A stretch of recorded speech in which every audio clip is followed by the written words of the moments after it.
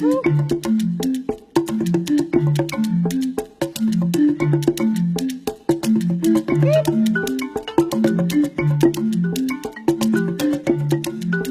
طبعا الشيء دي عندنا نظام خاص، الشيء ما بنبهرها الا بعد طنجر، عشان كده ما بتتحرق. ناس البيت بيقوموا يعملوا لها الثوم والكزبره والحاجات ويرموها في الشوايه، وبكثروا النار بيملوا الكانون ده فحم.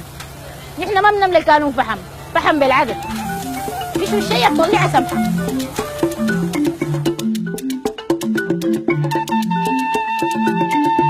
يوم السبت من كل أسبوع يوم غير عادي بالنسبة لإيمان صاحبة مطعم متخصص في تقديم وجبات الشواء، خاصة لحوم الضأن والإبل. في هذا اليوم يقصد بعض الناس سوق الموالح للمواشي.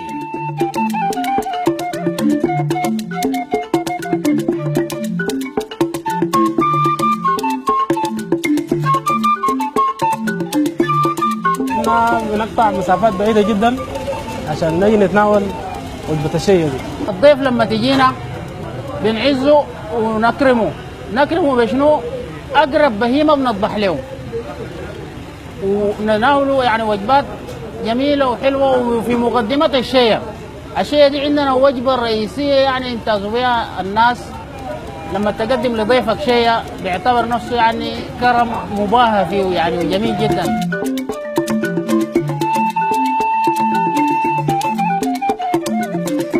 لكن الأمر لدى إيمان هو أن انتعاش السوق يعني انتعاش سوق الشواء أيضا، وهي صاحبة خبرة في هذا المجال.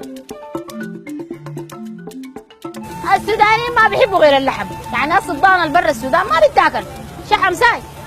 اللحم السوداني أحسن لحم. أنا شغالة لي 14 سنة في الشية. لحمة الحاجة طبعا لحمة صحية، الناس كلها يعني بتكون مايلة للحم الإبل.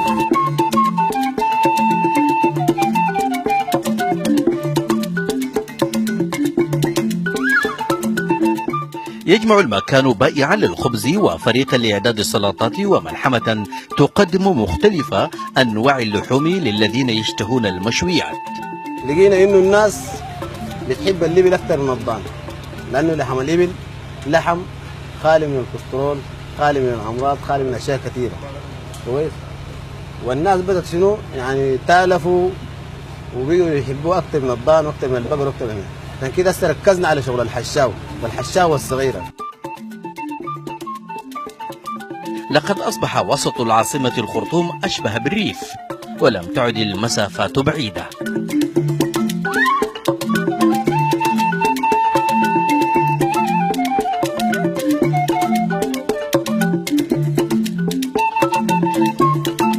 للمشاوي مسميات مختلفة حسب الطريقة التي تتبع، فمنها الشية في وسط السودان، والمناصيص في الغرب، والسلات في شرق السودان.